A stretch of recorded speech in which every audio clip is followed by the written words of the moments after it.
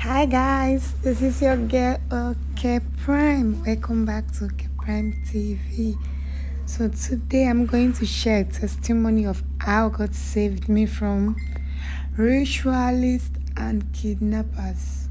Yeah, you heard me right. But before then, if you are new to this channel, please kindly hit that red subscribe. Click on the notification bell to get notified whenever I post new videos. Yeah, so back to my story. On the 19th day of January 2020, yeah, that was last year, so exactly 1 year and some days. I didn't want to do this, but I had to. So on that fateful day, I went out to get food for my baby. Yeah, I have a baby, I have a son. It's going to be 2 by February 2nd. So do wish him well. So on that day, I went out to buy some baby food and diapers for my boy. My mom asked me to buy bread for breakfast the next morning because that day was a Sunday and so some shops didn't open.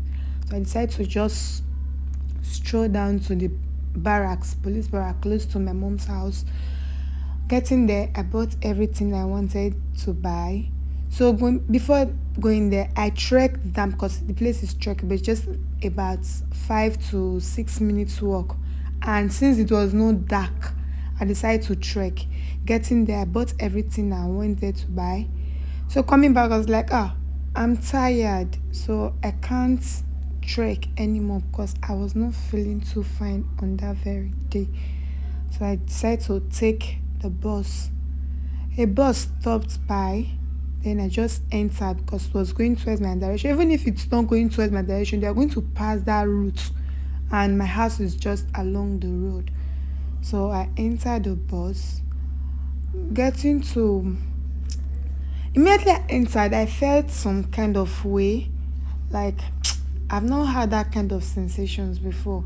So I turned back and I found out that the people at the back were sleeping. About 3 persons were at the back. Then a young boy was sitting beside me. It should be about six, no, maybe 8 or 9 years old. Yes, it's just a small boy.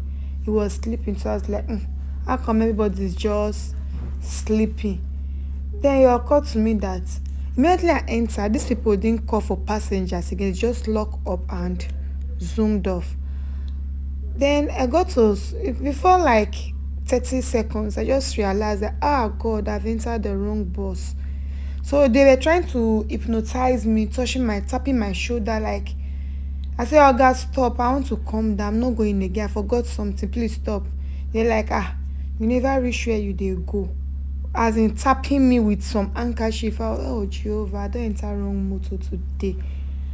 So I started shouting, calling for help. Before I could know what was happening, they've passed my bus stop. They're zooming. As in this driver, they were on high speed. I was still shouting, stop, stop, stop, calling for help and all that. So I decided to struggle with them. Most of those buses, if you are familiar with buses in Benin, you know that sometimes the drivers will ask you to raise something up to open the door. So I know how to open those doors. So I opened the door, shouting and calling for help at the same time. Then there's one elderly man sitting at the front. He told me, you go shut up your mouth. Hey, Mogbe. I was like, really?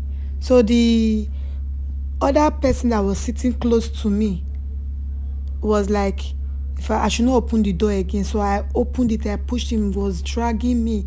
Thank God there's a net demarcating the driver and the other passengers at the front from we that are at the back side.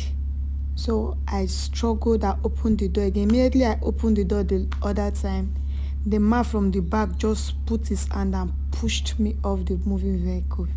Jesus Christ. I fell on the ground. And that was the last I could remember. Opening my eyes, I saw people gathering me. They were asking different questions coming up. It's as if I was unconscious, but I can hear everything they were saying. Then immediately I was able to talk. The first thing that came to my mind was, here's my baby. My baby. So some of the people standing by was like, is your baby in the bus? Then I said no, it's not in the bus. But in my mind, I was like, I was supposed to take this boy along with me. Thank God I didn't take him along with me because I was waiting coming out from the gate. Then I went back to drop him with my mom to help me hold him so that I can just run down buy those things. So that was how those people came to my rescue. They called my mom. I don't even know where I was at then. They called her. Where I was rushed to the first hospital. Getting there, the doctor said that no, that my case is critical. They can't attend to me. I have internal bleeding, blah blah. So they had to refer me to either a teaching hospital or a general hospital. So from there, my mom was in haste. We came out. Then the cabman drove us down to the general hospital. We got to the general hospital. Before doctors could attend to us, my enemy was I was almost dying. Seriously, I was almost gone. But thank God I'm alive today. So they attended to us last.